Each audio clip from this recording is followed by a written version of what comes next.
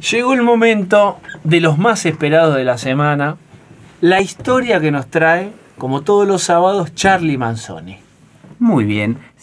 Hoy, Diego, vamos a viajar primero a Francia, pero les voy a tirar el nombre de la historia de hoy, que va a ser el candidato a presidente que se hizo campaña en contra. Ahora van a ver por qué. Nos vamos a ir al 25 de abril de 1949. Año 49. Año 49. Este señor nació en, como si dijéramos, los barrios, como el conurbano de París. En uno de esos lugares nace este señor, llamado por ahora Domi. Era su apodo de pequeño. Pero hay una particularidad en Domi. Cuando tenía 10 años, una noche de 1960, se termina para siempre su infancia. Vivía en Agadir, una ciudad costera de 450.000 habitantes en Marruecos, porque su padre era fiscal y estaba ahí con su familia. Él era hijo mayor. Esa noche de 1960 hay un terremoto de 5.7 escala Richter que mata 12.000 personas, destruye la ciudad y deja a su padre, que era muy renombrado y había amasado una pequeña fortuna, sin clientes. Ellos quedan indemnes, se salvan, pero queda sin clientes y sin fortuna. Con lo cual deben volver a Mónaco. Tampoco se fueron a una villa aledaña, se fueron a Mónaco, pero deben volver con una mano atrás y otra adelante. Y este señor, Domi, se da cuenta ahí que sus tardes de merienda, servida por mucamas alemanas en la playa, se habían terminado. ¿Saben quién era este hombre? Dominique André Gaston Strauss-Kahn. El señor Strauss-Kahn, a los 10 años, se da cuenta que su infancia se terminó y que tiene que empezar a escribir su historia. Y la escribe como pocos. Estamos hablando de quien ocupara un rol y un cargo importante en el Fondo Monetario, ¿verdad? Sí, y que iba por más. Ya lo vamos a contar. Pero pronto, en Mónaco, en el secundario es brillante, se va a París, se estudia licenciatura en Economía, no conforme con eso, licenciatura en Ciencias Políticas, no conforme con eso, licenciatura en Derecho. Era brillante.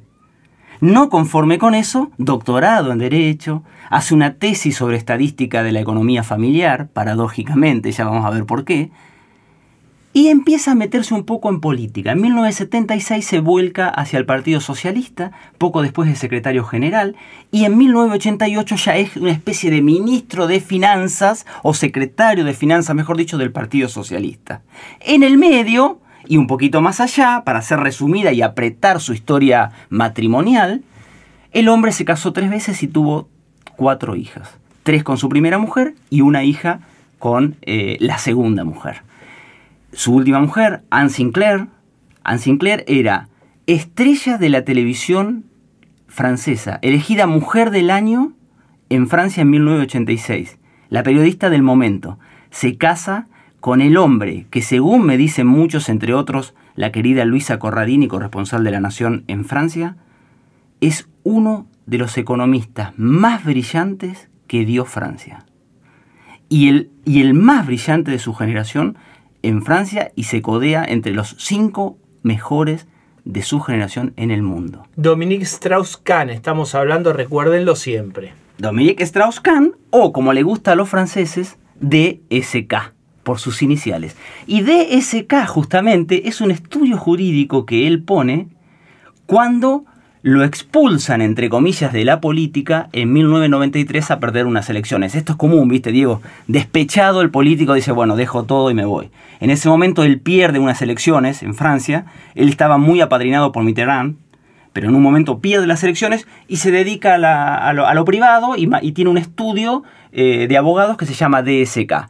Pero después vuelve a la política, o por lo menos vuelve a ser mencionado entre los posibles ocupantes del sillón de ministro de Economía de Francia, puesto que alcanza en 1997 hasta 1999. ¿Y qué le toca justo a DSK, o Domi, como le decían sus padres? Lanzar el euro. Está en la etapa donde se empieza a lanzar el euro. El euro es anterior, pero empieza a volcarse a los distintos países de la Unión Europea después, con posterioridad. Bueno, él se encarga de eso. En ese momento empieza como siempre, estudiando, como dijimos alguna vez, había todos los libros, dijo Panchula, como sabía todos los libros, el tipo iba por más siempre. Entonces se postula, empieza a ocupar cargos cada vez más altos en los estamentos de economía de los distintos organismos internacionales, hasta que llega en 2007 a ocupar la silla que dejó el señor Rodrigo de Rato. Un español le deja el lugar de director gerente del Fondo Monetario Internacional, el FMI, hoy en manos de nuestra querida, vamos a decirlo con mayúscula, Christine Lagarde. Este señor era amo y señor en ese ministerio, pero como sabía todos los libros y no se quería quedar ahí, dijo: yo voy a ser presidente de Francia. Y se postuló para las primarias del Partido Socialista de 2011. Dicen en Francia, hasta el día de hoy, bueno, lo recuerda Corradini, iba a ser presidente. Tenía una alfombra roja imaginaria hacia el Palacio del Elíseo.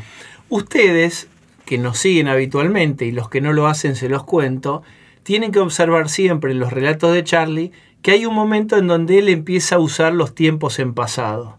Iba a ser, iba a tal cosa. Y esto pronuncia algo, ¿no es cierto, Charlie? Cuando vos empezás a usar estos tiempos en pasado con cierta voz lastimosa, es que se viene el pincelazo que arruina todo. Pero antes del pincelazo, este señor es favorito en las encuestas para ganar, para ser presidente de Francia. Recordemos, las elecciones iban a ser en 2012.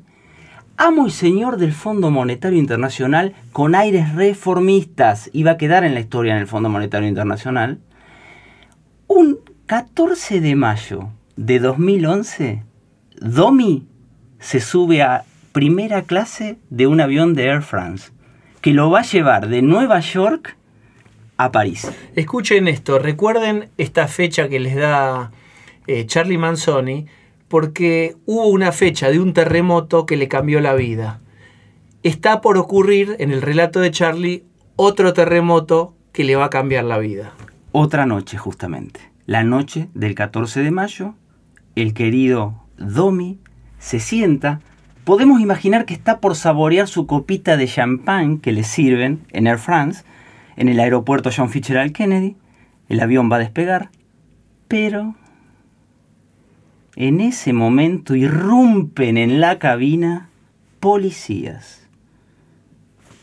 Vos dirás, ¿a quién van a buscar? A todos menos a Domi. No, lo van a buscar a Domi. Usted nos tiene que acompañar. Él acepta, va y pocos minutos después se entera de lo que estaba pasando. Había sido acusado por una camarera negra del Hotel Sofitel donde él se había hospedado. Lisa y llanamente, violación. Esta mujer, Nefisatu Diallo, Nefi le decían, había acusado al hombre más poderoso del FMI y candidato a presidente de una de las potencias mundiales de violación de una forma brutal, lo describe ella, casi inhumana. 4 días después, Domi, preso por supuesto durante un mes, 4 días después, renuncia a su cargo de director gerente del FMI. Un mes después, lo deja libre el juez. Estaba bajo régimen especial en Nueva York, en una cárcel. Lo deja libre, le permite volver a Francia y en Francia anuncia lo que ya todos sabían: me bajo de la candidatura. Dicen algunos... Piensen ustedes, estamos hablando, reiteré el año. 2012. Bastante antes del Me Too y de los últimos 2 años que fueron, digamos, muy intensos en cuanto a denuncias, esos últimos 3 años. Esta fue una de las primeras denuncias con más consecuencias de violencia de género. Y fue en el momento justo. Y de abuso. Claro, y fue en un momento justo. Que después vamos a decir, quizá la gente que siempre quiere creer en conspiraciones, ¿qué supone que pasó con el querido Domi?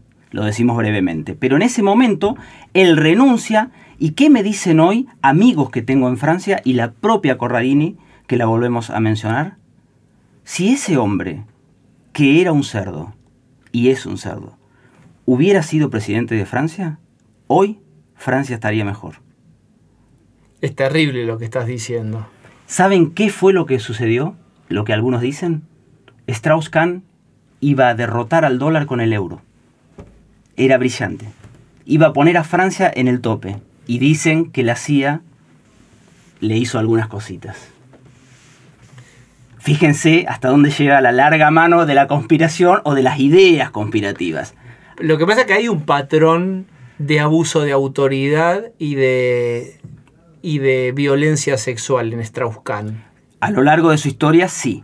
Para el relato que sea más fuerte, el momento justo... Sí, él fue acusado de participar de fiestas con prostitutas, digamos. No nacía de un repollo esta denuncia. No, de hecho... Era un tipo que ya tenía como antecedentes de estos comportamientos, digamos, no muy aceptados para alguien de esa categoría.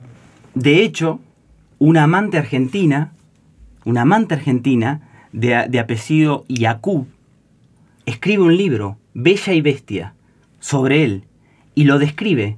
Y dicen, DSK tenía una parte de cerdo y una parte de humano. Su mejor parte era la de cerdo. Es divino. Le cierro con esto.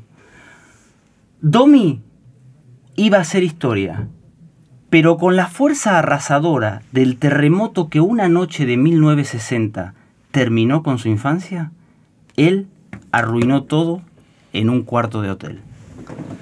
La historia de Charlie Manzoni, como todos los sábados, vamos a despedirnos, a agradecerle a Juan Rust, que está en la operación técnica. Mirá, tenemos que nos visita toda la gente de Vocación. Sí, le damos... Está Mario León. Siempre le mandamos un abrazo gigante a la distancia. Ahora le decimos a Mario León, ¿qué tal, Mario? ¿Cómo estás? Y a Claudia González también, los amigos de Vocación. Y está Santi Álvarez, que... ¿Vos sabés que hace boxeo? Van a ver ustedes unas fotos colgadas de hoy con guantes de boxeo de nuestro invitado Carlos Irusta. Son los guantes reales que usa Santi, que, digamos, practica 5 veces por semana. No, sí, está afilado. Está afilado. No hay que discutirle nada. No se puede discutir con él. No se puede discutir. Tiene una nariz que no es adecuada para el box. Prontamente veremos cómo se la corrige la vida. Está más cerca de Alain Delon que de Monzón, pero bueno. Muy bien, señores, hasta el sábado que viene.